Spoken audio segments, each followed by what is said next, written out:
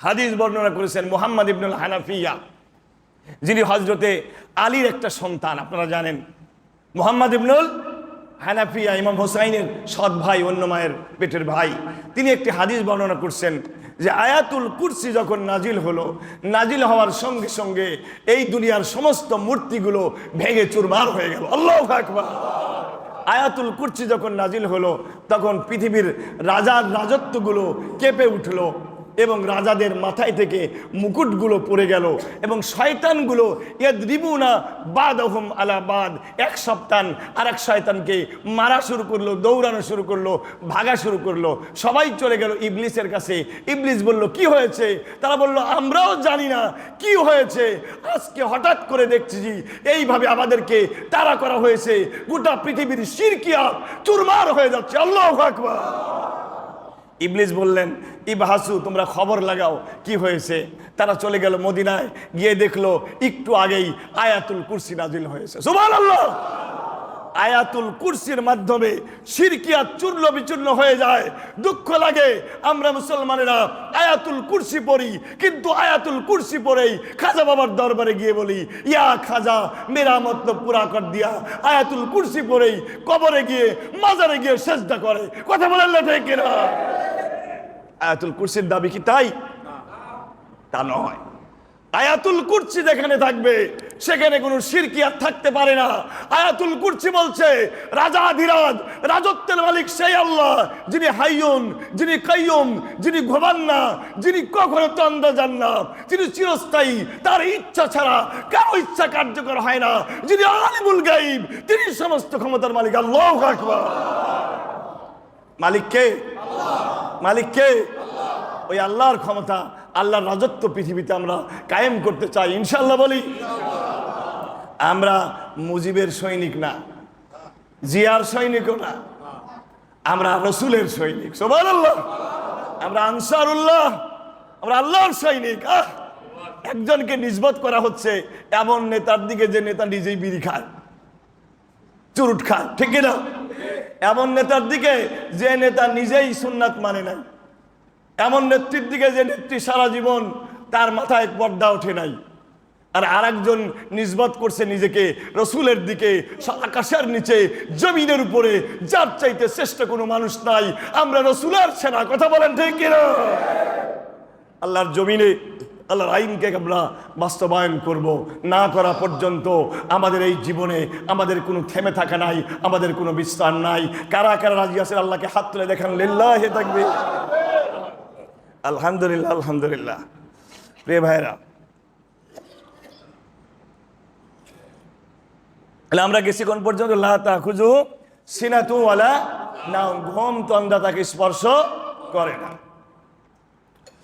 আল্লাহ রাব্বুল আলামিন এরপরে নিজের পরিচয় দিচ্ছেন। আল্লাহ বলছেন লাহু মা ফিস সামাওয়াতি ওয়া মা ফিল আরদ, আসমান এবং জমিনের ভিতরে যা কিছু আছে এগুলোর মালিক কে? তাবারাকাল্লাযী বিয়াদিহিল মুলক ওয়া হুয়া আলা কুল্লি শাইইন কাদির।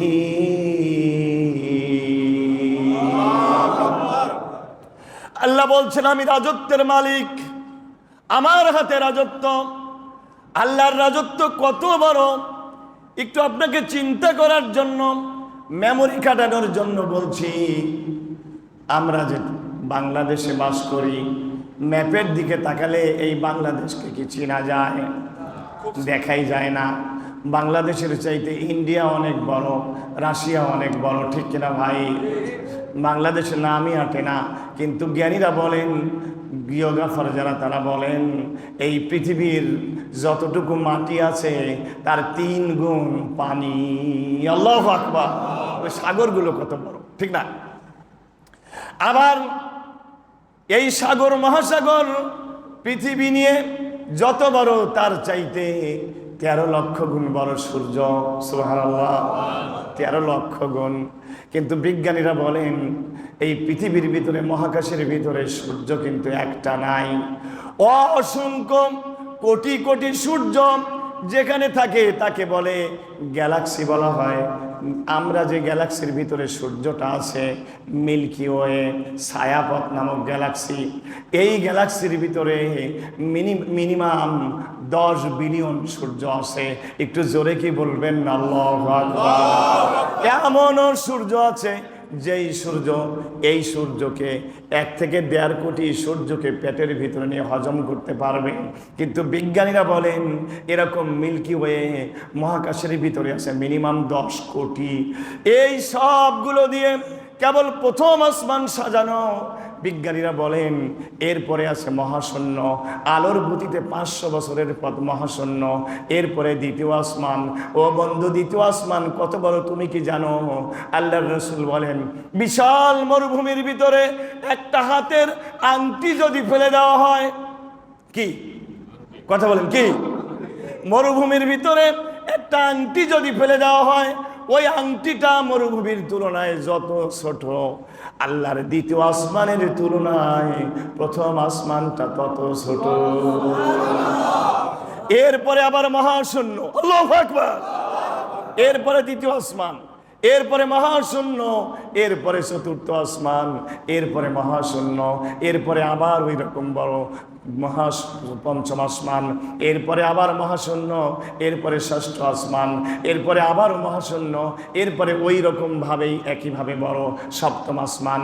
এরপরে আছে আমার আল্লাহ রাব্বুল আলামিনের মহাশূন্যের পরে আছেন আল্লাহর আরশ।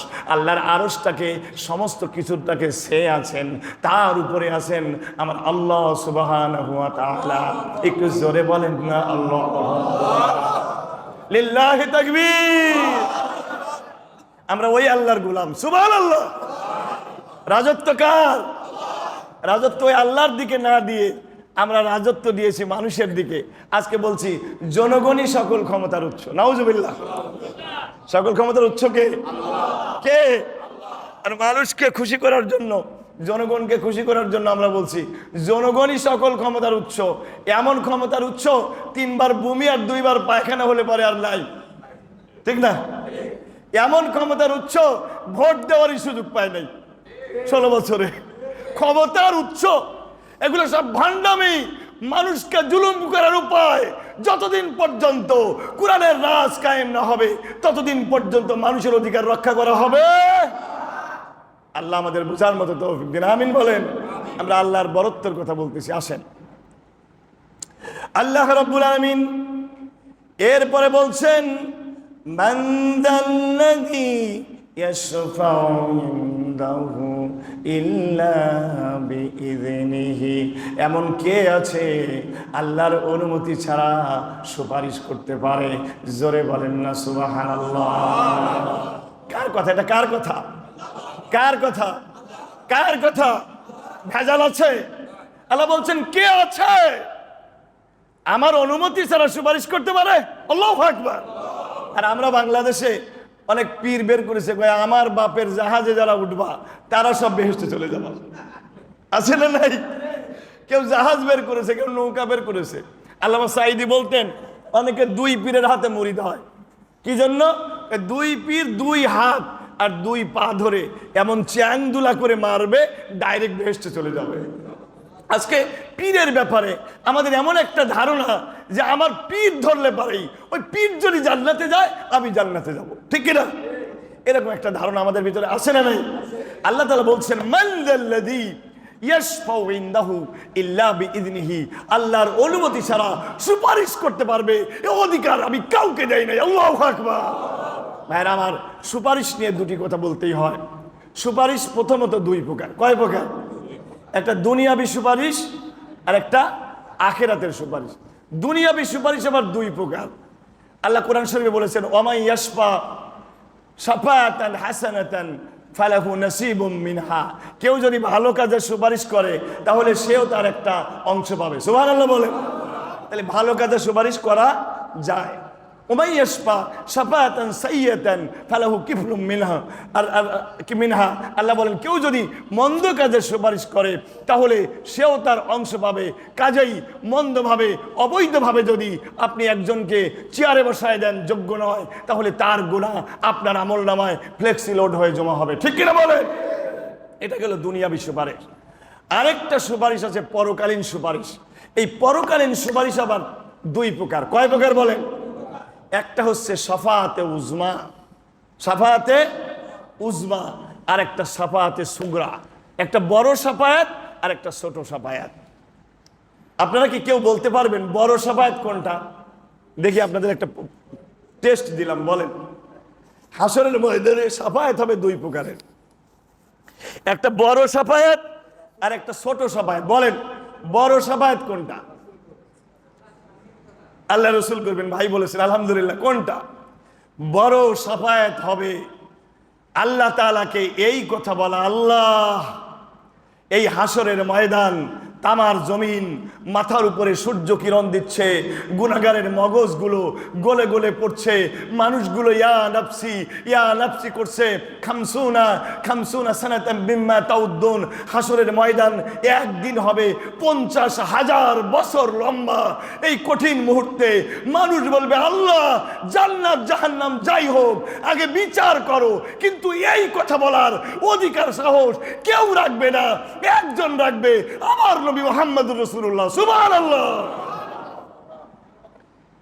কে রাখবেন? কে রাখবেন? আমার রাসূল রাখবেন। সুবহানাল্লাহ বলেন। আর একটু জোরে বলি সুবহানাল্লাহ। আমার রাসূল রাখবেন। এটা বড় সুপারিশ, এটা বড় সুপারিশ সবচাইতে। লোকেরা চলে যাবে আদি পিতা আদম আলাইহিস সালামের কাছে, বলবেন আনতা আবুল বানিন, আনতা আবুন নাস, আপনি মানুষের পিতা। আল্লাহ রাব্বুল আলামিনের কাছে সুপারিশ করেন, আল্লাহ যেন হাসরের ময়দানে আমাদের হিসাব নেন। আদম আলাইহিস সালাম বলবেন, আমি ভুল করে গন্ধম খেয়েছিলাম, আমি সুপারিশ করতে পারবো না। লোকেরা চলে যাবে নূহ আলাইহিস সালামের কাছে, বলবেন আপনি বড় নবী সুপারিশ করেন। তিনি বলবেন আমি পারবো না, কারণ আমি আমার সন্তান কেনানকে আমার কিস্তিতে ডেকেছিলাম। লোকেরা চলে যাবে হযরত ইব্রাহিমের কাছে, আপনি তো জাতির পিতা, আপনি সুপারিশ করেন। তিনি বলবেন আমিও পারবো না, কারণ আমি 3 বার তাওরিয়ার আশ্রয় নিয়েছিলাম, মানে একটু ঘুরিয়ে পেঁচিয়ে কথা বলেছিলাম, আমিও পারবো না। লোকেরা চলে যাবে মুসা আলাইহিস সালামের কাছে, তিনি বলবেন আমি পারবো না, কারণ আমি একটা ঘুষি মেরে কিপ্তিকে হত্যা করেছিলাম। লোকেরা চলে যাবে ঈসা রুহুল্লাহর কাছে, তুমি আল্লাহর রূহ, তুমি আল্লাহর কাছে সুপারিশ করো। ঈসা রুহুল্লাহ বলবেন এটা আমার কাজ নয়, তবে তোমাদেরকে আমি বুদ্ধি দিচ্ছি, একজন মানুষের কথা বলতেছি, আজকে তার কাছে চলে যাও, সে সুপারিশ করবে। তোমরা মুহাম্মাদুর রাসূলুল্লাহর কাছে চলে যাও। সবাই চলে যাবে আল্লাহর নবীর কাছে। আল্লাহর রাসূল তখন মাকামে মাহমুদে সেজদায় পড়ে থাকবেন। যখন সেজদায় পড়ে থাকবেন, আল্লাহর নবী বলেন আমি এমন ভাষায় আমার আল্লাহর প্রশংসা করব। কোন ভাষায় প্রশংসা করব এখন আমি জানি না, কিন্তু সেই দিন আল্লাহ আমাকে শিখিয়ে দেবেন। এমন ভাষায় প্রশংসা করব, আমার আল্লাহ আমার প্রশংসায় খুশি হয়ে আমাকে বলবেন ইরফা, ও নবী আপনি মাথা উঠান, আপনার দোয়া কবুল করা হবে। ইশফা তুসাফা, আপনি সুপারিশ করেন, আপনার সুপারিশকে কবুল করা হবে। রাসূল বলবেন যে এটা আমারই কাজ, এ কাজ আমার, এ দায়িত্ব আমার। আল্লাহর কাছে সুপারিশ করবেন, আল্লাহ আপনি বিচারের ব্যবস্থা করেন। আল্লাহ রাসূলের দোয়াকে কবুল করে বিচারের ব্যবস্থা করবেন। সুবহানাল্লাহ। আমরা কোন নবী পেয়েছি? একটা কথা আপনাদেরকে এখানে বলি। একদিন সাহাবীরা গল্প করতেছিলেন এক জায়গায় বসে। তো সাহাবীরা কেউ বলছেন মুসা আলাইহিস সালাম অনেক বড় নবী, তাকে কালিমুল্লাহ বলা হয়। কেউ বলছেন ইব্রাহিম আলাইহিস সালাম অনেক বড় নবী, তাকে খলিলুল্লাহ বলা হয়। কেউ বলছেন ঈসা রুহুল্লাহ অনেক বড় নবী, কারণ তাকে রুহুল্লাহ বলা হয়। কেউ বলেছেন নূহ অনেক বড় নবী, তিনি প্রথম রাসূল ছিলেন। আমার নবী সবগুলো শুনলেন এবং বললেন তোমরা যা বলেছ ঠিকই বলেছ। ইব্রাহিম খলিলুল্লাহ ও আনা হাবিবুল্লাহ ও খলিলুহু, আমি আল্লাহর খলিলও, আমি আল্লাহর হাবিবও, ওয়ালা ফাখর, কিন্তু আমার তাতে কোনো গর্ব নাই। সুবহানাল্লাহ। তিনি বললেন আমি প্রথম ব্যক্তি যে কবরের মাটি ফুরে হাসরের ময়দানে উঠব। আনু আউয়ালু মাই ইয়াকরাউল বাব, আমি প্রথম ব্যক্তি যে জান্নাতের দরজায় কড়া নাড়ব। আমার খটখটানি শুনে আল্লাহ রাব্বুল আলামিন জান্নাতের দরজা খুলে দেবেন। আমি আমার উম্মতের ভিতরে বিরাট সংখ্যক গরিব মুমিনকে নিয়ে সর্বপ্রথমে জান্নাতে প্রবেশ করব। সুবহানাল্লাহ। তিনি বললেন আনা আউয়ালু মান ইয়াহমিলু লিওয়াল হামদি, হাসরের ময়দানে আমার হাতে থাকবে প্রশংসার পতাকা। যেদিন কেউ কথা বলতে পারবে না, আমি আল্লাহর প্রশংসা করব। আমার আল্লাহ আমার ডাকে সাড়া দেবেন, ওয়ালা ফাখার, আমার কোনো গর্ব নাই। সুবহানাল্লাহ। আমার রাসূল সুপারিশ করবেন, শাফায়াতে উজমা, বড় সুপারিশ হবে সেটা। কারণ এইটা না হলে তো হিসাবই হয় না।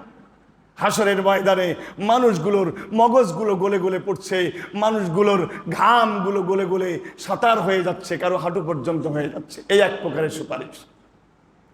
আর এক প্রকারের সুপারিশ হচ্ছে শাফায়াতে সুগরা, যেই সুপারিশের মাধ্যমে একজন আরেকজনকে জান্নাতের সুপারিশ করতে পারবে, গুনাহ মাফের সুপারিশ করতে পারবে। কিন্তু এই সুপারিশের জন্য শর্ত 3টা। কয়টা শর্ত? আর একটু জোরে বলেন, কয়টা শর্ত?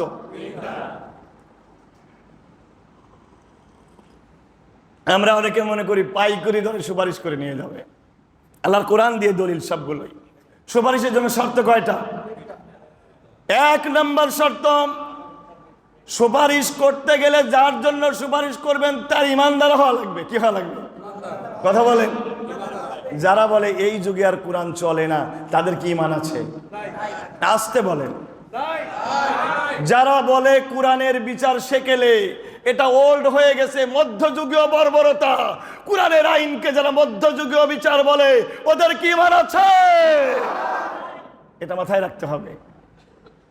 মা মিন মালিজ জালিমিনা মিন শাফি ওয়ালা মিন হামিমি ওয়ালা শাফি ইউতা। আল্লাহ বলছেন মালিজ জালিমিনা মিন হামিমি ওয়ালা শাফি ইউতা। কিয়ামতের ময়দানে জালিমের জন্য কোনো সুপারিশ থাকবে, কাফিরের জন্য কোনো সুপারিশ থাকবে? 1 নাম্বার, যদি জুলুম করেন, জনগণের উপরে যদি জুলুম নির্যাতন করেন, নিরপরাধ মানুষকে যদি কসফায়রা দিয়ে মেরে ফেলেন, যদি আপনি বিনা বিচারে যদি মানুষকে অন্যায়ভাবে, আলেমদেরকে ধরে ধরে জেলখানায় পড়েন, আপনার জন্য নবীর সুপারিশ হবে না। কথা বলেন ঠিক কিনা? 1 নম্বর শর্ত, কাফির হওয়া যাবে না, ইমানদার হওয়া লাগবে। আর ইমান কি 12 আনা হয় না 16 আনা? ইমানের ব্যাপারে কেউ কি বলতে পারবে আমি ইসলামের এইটুকু মানি, এটা মানব না? ইমানের ব্যাপারে একথা বলার কি সুযোগ আছে? বরং ইমানদার বলবে what the holy Quran says is absolutely right. আল্লাহর কোরআন যা দিয়েছে 100% সঠিক। No policy, no east, no west, the রাসূল ইজ দ্য বেস্ট। আল্লাহর নবীর আদর্শের চাইতে ভালো কোনো আদর্শ হতে পারে না। এই যুগেও যদি 21 শতাব্দীতে মানুষের মুক্তি দিতে হয়, মুহাম্মদুর রাসূলের আদর্শ ছাড়া কোনো গতি নাই। একথা যারা বলে তারা ইমানদার, ঠিক কিনা? এখানে যদি কোনো ভেজাল থাকে, তাকে কি ইমানদার বলা যাবে? যাবে? আপনি মানতে পারতেছেন না, সেটা আলাদা, তো মেনে তো নেওয়া লাগবে। আমার রাসূল জীবনে সব দিয়েছে না দেন নাই? কথা বলেন, কথা বলেন, দিয়েছে না দেন নাই? 1 নম্বর, ইমান খাঁটি করেন। আপনার জীবনে, মুসলমানের জীবনে আল্লাহর কোরআন এবং হাদিসের বাইরে কোনো কিছু চলতে পারে? রাজি আছেন ইনশাআল্লাহ? 1, ইমানদার হওয়া লাগবে, কাফির হওয়া যাবে না। 1 নম্বর শর্ত সুপারিশের জন্য। 2 নম্বর শর্ত, সুপারিশ পেতে গেলে রিদাল্লাহি আলা শাফি ওয়াল মাশফুই লাহু। ভালো করে শোনেন, সুপারিশ পাওয়ার জন্য যিনি সুপারিশ করবেন এবং যার জন্য সুপারিশ করা হবে, এই 2 জনের উপরে আল্লাহ রাজি আর খুশি থাকা লাগবে, ঠিক না? কথা বলেন। যিনি সুপারিশ করবেন তার উপরেও আল্লাহ রাজি খুশি থাকা লাগবে, এবং যার জন্য সুপারিশ করবেন তার উপরে আল্লাহ রাজি খুশি থাকা লাগবে। এটা কোরআন শরীফ থেকে দলিল আছে। আল্লাহর কোরআন বলেছে ইল্লা মান আজিনা লাহুর রহমানু ওয়া রাদিয়া লাহু কওলা। সুবহানাল্লাহ বলেন। সুপারিশ সেই করতে পারবে যাকে আল্লাহ অনুমতি দেবেন এবং যার ব্যাপারে আল্লাহ রাজি আর খুশি থাকবেন। মনে করেন আপনার ক্লাসে একটা ছাত্র নিয়মিত ক্লাস করে, কিন্তু ছেলেটার ব্রেন কম। কি কম? শুনতেছেন আপনারা? খুব চেষ্টা করে, পারে না। পরীক্ষায় পাইছে 32। কত পাইছে? 32। এখন টিচার মনে করলো ছেলেটা তো চেষ্টা বহুত করে কিন্তু পারে না, এই জন্য ওকে দয়া করে 1 নাম্বার বাড়ায় দেবে, ঠিক কিনা বলেন? যে ক্লাসই করে না, যে পড়াশোনাই করে না তার জন্য কি কোনো দয়া করা হবে? হবে? তাহলে আল্লাহর খুশি থাকা লাগবে তার উপরে। কাফেরকে ধরে এনে, জালিমকে ধরে এনে সুপারিশ করা হবে না, ঠিক না? সে চেষ্টা করেছে কিন্তু একটুর জন্য ঠেকে গেছে। আল্লাহ তখন দয়া পরবশ হয়ে বলবে যে আমার বান্দার জন্য তুমি সুপারিশ করতে পারো। সুবহানাল্লাহ। 2 নম্বর শর্ত। আর 3 নম্বর শর্ত হচ্ছে আল্লাহর অনুমতি থাকা লাগবে। এইটাই আল্লাহ তাআলা এই জায়গায় কোরআন শরীফের মধ্যে বলছেন। আল্লাহ তাআলা বলছেন এই সূরা বাকারার 255 নম্বর আয়াত, আয়াতুল কুরসির ভিতরে আল্লাহ বলছেন মান যাল্লাযী ইয়াশফাউ ইনদাহু ইল্লা বিইযনিহি। আল্লাহর অনুমতি ছাড়া কে সুপারিশ করতে পারবে? আবার উল্টা পাল্টাও কথা বলা যাবে না। সূরাতু নাবার ভিতরে আল্লাহ বলছেন লা ইয়াতাকাল্লামুনা ইল্লা মান আযিনা লাহুর রাহমানু ওয়া ক্বালা সাওয়াবা। আল্লাহ বলেন সেদিন আল্লাহর সামনে কেউ কথা বলতে পারবে না, শুধু সেই কথা বলতে পারবে যাকে আল্লাহ অনুমতি দান করবেন। ওয়ায়াকুলু সাওয়াবা, উল্টা পাল্টা কথা বলা যাবে না, সঠিক কথাই বলতে হবে। ওয়া আল্লাহ তোমার এই বান্দা চেষ্টা করেছিল, একটুর জন্য ঠেকে গেছে, আল্লাহ আমি তার জন্য সুপারিশ করছি। এই সুপারিশ হবে কয়েক প্রকারের মানুষের জন্য। 1 নাম্বার নবীদের জন্য, 2 নাম্বার শহীদদের জন্য, 3 নাম্বার নেককারদের জন্য। একটু জোরে জোরে বলেন না সুবহানাল্লাহ। এবার শহীদের কথা বলি, আগে হাফিজে কোরআনের কথা বলি। এই জায়গায় আরেকটা কথা বলি, আমরা অনেকে মনে করি হাফিজে কোরআন হলেই মনে হয় সুপারিশ করতে পারবে। এটা কিন্তু ভুল। হাদিসে যেটা বলা হয়েছে মান করা আল কোরআন, যে কোরআনকে করবে, ফাস্তাজহারা কোরআনকে অনুধাবন করবে, ও আহাল্লা হালালাহু হালালকে হালাল মনে করবে, ও হারাম হারামাহু হারামকে হারাম মনে করবে, তারপরে এই ব্যক্তিকে সাফাহু ফি আশরাতিম মিন আহলি বাইতিহি কুল্লুহুম কদ ওয়াজাবাত লাহুন নার। আল্লাহর রাসূল বলেন এই ব্যক্তিকে অধিকার দেওয়া হবে তার পরিবারের 10 জনকে সে সুপারিশ করে জান্নাতে নিতে পারবে, যাদের জন্য জাহান্নামের আগুন ওয়াজিব হয়ে গেছিল। জোরে বলেন সুবহানাল্লাহ। কয়জনকে? হাফেজ পারবে কয়জনকে? কিন্তু শর্ত আছে, খালি হাফেজ হলে হবে না। হাফেজ হতে হবে, কোরআন বুঝতে হবে, হালালকে হালাল জানতে হবে, হারামকে হারাম জানতে হবে। আমরা আর এইটা কই না ভাই। আমরা যখন ওয়াজ করি আমরা খালি বলি যে হাফেজ 10 জনকে সুপারিশ করবে, কিন্তু হাফেজ হওয়ার পরে যদি উলামা লীগ করে, আছে না নাই? কথা বলা আছে না নাই? কোরআনের আইনকে বাস্তবায়ন করা লাগবে, হালালকে হালাল জানা লাগবে, হারামকে হারাম জানা শর্ত আছে। এরপরে শহীদরা তার পরিবারের ভিতরে 70 জনকে জান্নাতে নিতে পারবে। সুবহানাল্লাহ। আসতে বলেন, আর একটু জোরে বলেন সুবহানাল্লাহ। কয়জনকে? শহীদের মর্যাদা কম না বেশি? শহীদের রক্তের ফোঁটা জমিনে পড়ার আগেই আল্লাহ তার জীবনের সমস্ত গুনাহ মাফ করে দেন। কিন্তু আজ আমাদের বাংলাদেশে তো শহীদ হওয়ার কোনো উপায় নাই। অনেক হুজুররা যেভাবে ইসলাম ব্যাখ্যা করে তাতে শহীদ হওয়ার জিন্দেগিতে আমাদের কোনো উপায় নাই। তারা বলে আমরা যে ইসলামী আন্দোলন দিনকে প্রতিষ্ঠা করার জন্য চেষ্টা করতেছি, এটা নাকি জিহাদি না। বলে না? বলেন। তাহলে বোঝা গেল আমাদের আর জীবনের শহীদ হওয়ার কোনো উপায়। আচ্ছা রসুল কি বলেন? রসুল বলেন মাম্মাতা ওয়ালাম ইয়াকজু ওয়ালাম ইউহাদ্দিস বিহি নাফসাহু বাতা আলা শুবাতিন মিনান নিফাক। যে ব্যক্তি মারা গেল, আল্লাহর রাস্তায় লড়াই সংগ্রাম করলো না, তার মনের ভিতরে এই চিন্তাও আসলো না, এই ব্যক্তির মৃত্যু হবে মুনাফিকের মৃত্যু। দুঃখ লাগে 90% মুসলমান 10 বার হজ করেছে, 20 বার উমরা করেছে, তাসবিহ পড়ে, জিন্দেগিতে শাহাদাতের তামান্না মনের ভিতরে থাকে না। কথা বলেন ঠিক কিনা? কিন্তু মুমিনের ভিতরে শাহাদাতের তামান্না থাকা লাগবে কি লাগবে না? শাহাদাতের তামান্না বাংলাদেশে থাকলে আমি মনে করি একটা দলের ভিতরে সবচাইতে বেশি আছে। ওই দলটার নাম কি? আমি বললাম না, আপনারা বলেন। কথা সত্য না মিথ্যা? হ্যাঁ, এই দলের নেতারা ওরা বিশ্বাস করে, যা বলে তা বিশ্বাস করে। এই জন্য ফাঁসির আগে ছেলেকে ডেকে বলে, বাবা কালকে তো আমার ফাঁসি, বলো তো ফাঁসির মঞ্চে কোনটা পরে যাব? আমি কি লুঙ্গি পরে যাব না পায়জামা পরে যাব? মনে হয় মামু বাড়ির সবরি কলা খেতে যাচ্ছে, শ্বশুর বাড়িতে যাচ্ছে। সুবহানাল্লাহ। আর একজন আবার বলেছে যে আমার আজকে ফাঁসি কয়টায়? 10টা। এখন কত বাজে? 7টা। সময় তো 3 ঘন্টা আছে, তাহলে আমি একটু ঘুম পারি, 2 ঘন্টা পর আমাকে ডেকে দিও। আহ, যে ইমান প্রয়োজনে জ্বলে ওঠে না, যে ইমান সত্য ন্যায়ের কথা বলে না, যে ইমান অন্তরে নাই, যে ইমান অন্তরে নাই, মুখে শুধু ফাঁকা বলি, কিভাবে তারে বলো ইমান বলি, কিভাবে তারে বলো ইমান বলি। ঠিক না? আমাকে শহীদ করে সেই মিছিলে শামিল করে নিও, আমাকে শহীদ করে সেই মিছিলে শামিল করে নিও। যেই মিছিলের নেতা আমির হামজা, খোবায়েব খাব্বাব খোদার ছিল যারা অতি প্রিয়,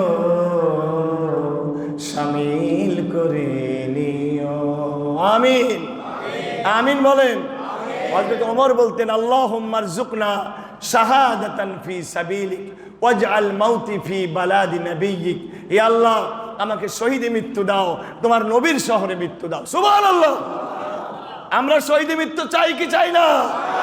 কিন্তু বাংলাদেশে অনেক মুসলমান আছে জিন্দেগিতেও শহীদে মৃত্যু চায় না, ভাবেও না।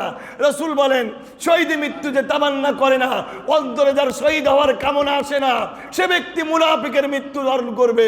রাসূল বলেছেন, সুতরাং প্রত্যেকটা মুমিনকে শাহাদাতের তামান্না করতে হবে। কথা বলেন না ঠিক কিনা?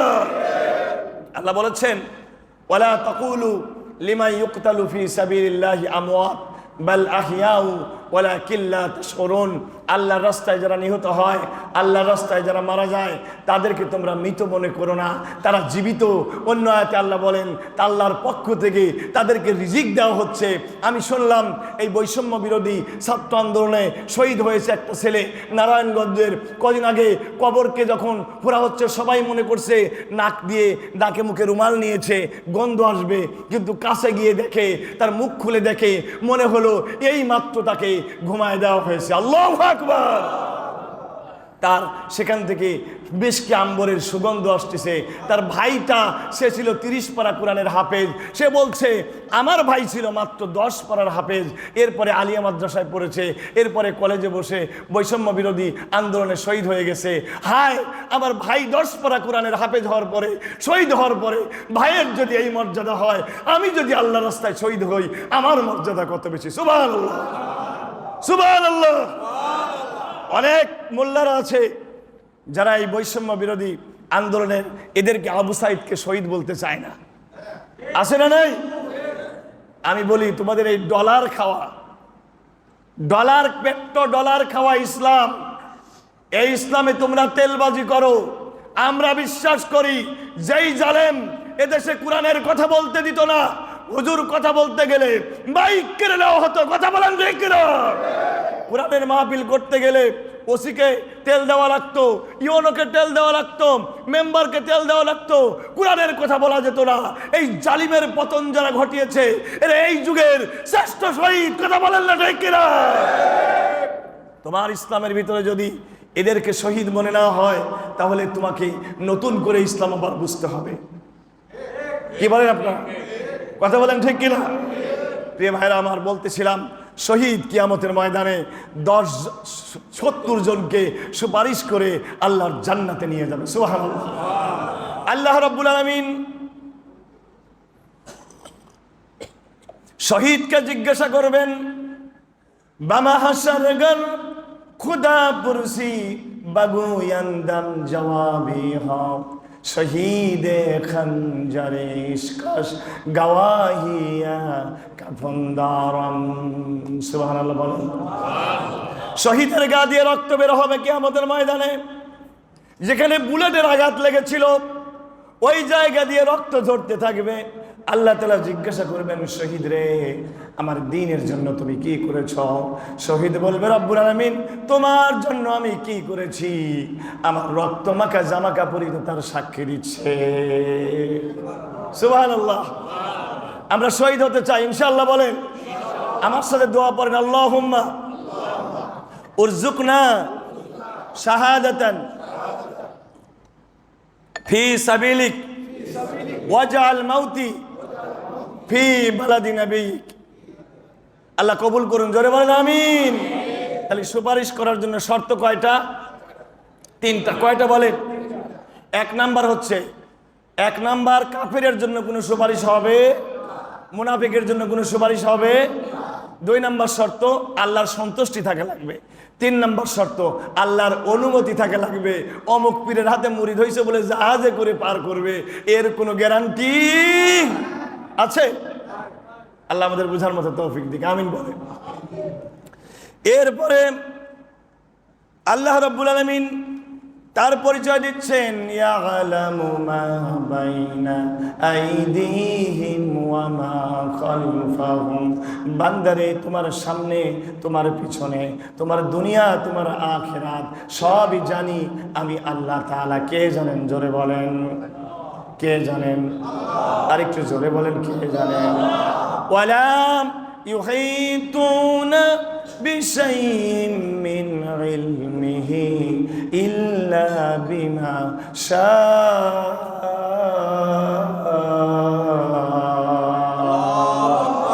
আল্লাহ বলেন, আমার ইলম, আমার জ্ঞানের কাছেও কেউ পৌঁছতে পারে না। সুবহানাল্লাহ বলেন।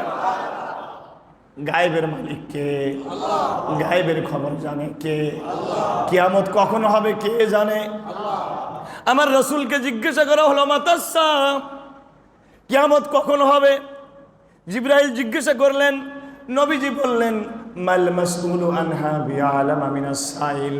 এই প্রশ্নের উত্তর, ও জিবরাইল তুমিও যা জানো আমিও তাই জানি। তার মানে আমরা কেউ জানি না, জানে কে?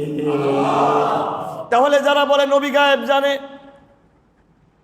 হ্যাঁ নবী গায়েব জানে, ততটুকু জানে আল্লাহ যতটুকু জানাইছে, ঠিক কিনা?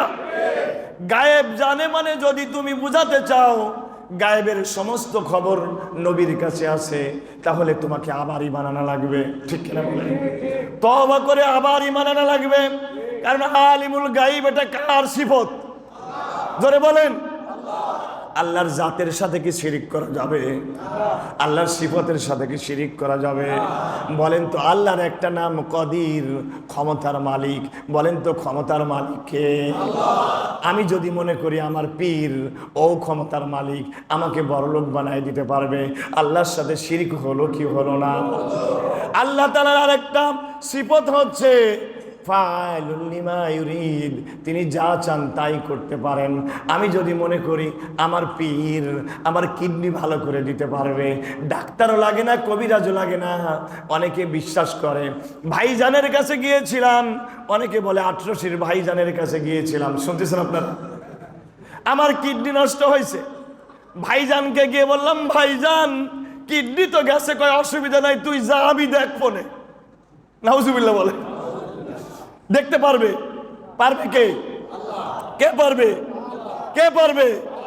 যদি কেউ মনে করে পীর চাইলেই কিডনি ভালো করে দিতে পারবে, আল্লাহর কসম মুশরিক, ঠিক কিনা বলেন? পারবে কে?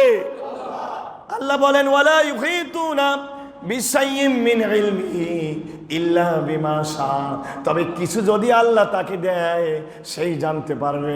যেমন ওমরে ফারুক রাদিয়াল্লাহু তাআলা আনহু মসজিদের মিম্বারের ভিতরে খুতবা দিচ্ছেন, খুতবা দিতে দিতে হঠাৎ করে বলে ফেললেন, ইয়া সারিয়া আল জাবাল, আল জাবাল, হে সারিয়া পিছনের দিকে তাকাও, সৈন্য বাহিনী পিছন দিক থেকে আক্রমণ করতেছে। হযরতে ওমর মসজিদের নববীর মিম্বারে দাঁড়িয়ে 1200 কিলোমিটার দূরে সৈন্যবাহিনীকে কমান্ড দিলেন। এই ক্ষমতাটা দিয়েছিলেন যিনি, তার নাম কে? জোরে বলেন কে? কিন্তু ওই ওমরকে আবু লুলু তরবারি মারলো ফজরের নামাজে যাওয়ার সময়। ওইটা কি ওমর জানতে পেরেছিলেন? একটু বোঝার চেষ্টা করেন ভাই। 1200 কিলোমিটার দূরের খবর হযরতে ওমর জানে, কিন্তু কাছের আবু লুলুর খবর জানে না। কারণ লা ইউহিতুনা বিশাইইন মিন ইলমিহি ইল্লা বিমা শাআ। আল্লাহ যতটুকু জানায় ততটুকু জানতে পারে, আপনাকেও জানাতে পারে আল্লাহ। নবী বলেছেন মুমিন সত্য স্বপ্ন দেখে, সত্য স্বপ্ন নবুয়তের 46 ভাগের 1 ভাগ। আপনাকেও আল্লাহ স্বপ্নের মাধ্যমে জানাতে পারে অনেক খবর। জোরে বলেন না সুবহানাল্লাহ।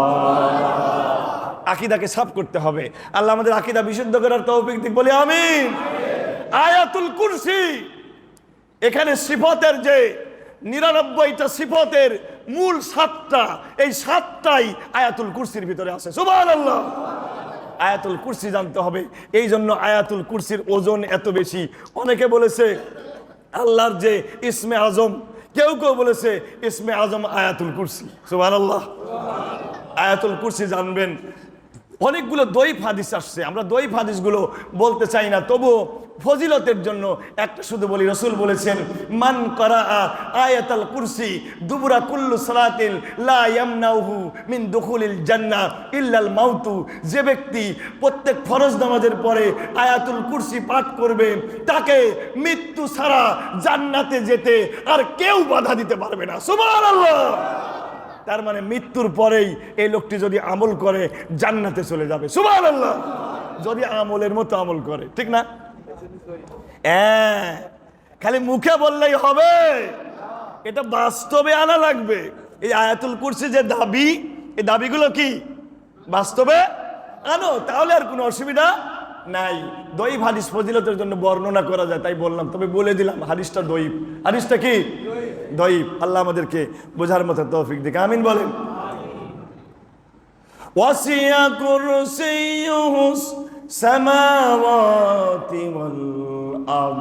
আল্লাহর কুরসি আসমান আর জমিন পরিব্যাপ্ত। সুবহানাল্লাহ। কুরসি মানে কি আমি আগেই বলেছি। কুরসি মানে কেউ বলেছে আল্লাহর রাজত্ব, আল্লাহর কি, কেউ বলেছে আল্লাহর ক্ষমতা, কেউ বলেছে আল্লাহ রাব্বুল আলামিনের তার কুদরতিভাবে যেখানে তুমি ইস্তেওয়া করেন আরশের উপরে আল্লাহর কুরসি রয়েছে। সুবহানাল্লাহ। কেউ বলেছে আরশটাকেই কুরসি বলা হয়। ইমাম হাসান আল বসরি বলেছেন আল্লাহর কুরসিটা এমন ভাবে আছে, আসমান জমিনে পরিব্যাপ্ত করে আছে। আল্লাহ রাব্বুল আলামিন কত কাছে আছেন। একটা ঘটনা শুধু বলি। খাওলা রাদিয়াল্লাহু তাআলা আনহা নামে একজন সাহাবী ছিলেন। সাহাবীর নাম কি বলেন? আপনারা শুনতেছেন? আমার গলা ভাঙার তো কষ্ট হলো আপনাদের। শুনতেছেন আপনারা? সাহাবীর নাম কি? খাওলা রাদিয়াল্লাহু তাআলা আনহা। তার স্বামী তাকে বলেছে আনতাকা উম্মি, তুমি আমার মায়ের মতো।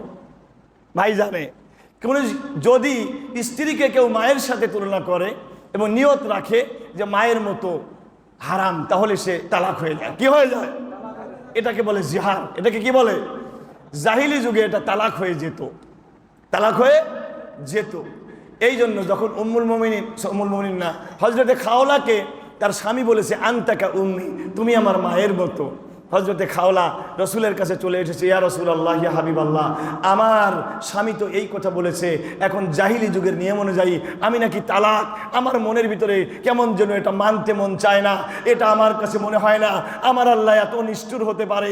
এইটুকু কথার কারণে আমি স্বামীর পর হয়ে যাব। আপনি আল্লাহর সাথে একটু কথা বলে দেখেন, আল্লাহর কাছে একটু আবেদন করে দেখেন। সুবহানাল্লাহ। এই কথাগুলো হযরতে খাওলা ফিসফিস করে রাসূলকে বলতেছিল কানে কানে। উম্মুল মুমিনিন আয়েশা বলেন যে এত কানে কানে চুপি চুপি বলতেছিল, আমি ঘরের মধ্যে থেকেও শুনতে পাচ্ছিলাম না কি বলতেছিল। কিন্তু উম্মুল মুমিনিন আয়েশা বলেন খাওলা কানে কানে রাসূলকে ফিসফিস করে বলল। আল্লাহ কুরআন কারীমের আয়াত সূরা মুজাদালা নাজিল করে বলেন, কদ সামিআল্লাহু কওলাল্লাতী তুজাদিলুকা ফি যাওজিহা ওয়া তাশতাকি ইলাল্লাহ। আল্লাহ ওই মহিলার কথা শুনেছেন যে মহিলা, হে নবী, আপনার কাছে তার অভিযোগ পেশ করেছে। আমি আল্লাহ বলে দিলাম এখন থেকে মা বললেই বউ তালাক হবে না। আল্লাহু আকবার বলেন। খেয়াল করেন, উম্মুল মুমিনিন আয়েশা বলেন যে বলতেছিল আমিও শুনি নাই, আমিও এত চুপি চুপি। সপ্ত আকাশ থেকে শুনেছেন কে? আল্লাহ। জোরে বলেন কে? তাই তো আল্লাহ বলেন নাহনু আকরাবু ইলাইহি মিন হাবলিল ওয়ারিদ, ও বান্দারে আমি থাকি আরশে, কিন্তু আমি তোমার সাহারগের চাইতেও নিকটে। সুবহানাল্লাহ। কেমনে আজকে সবই বোঝা যায়, এ মহাবিশ্বটাই তো, এ পৃথিবীটাও তো ঘুরছে।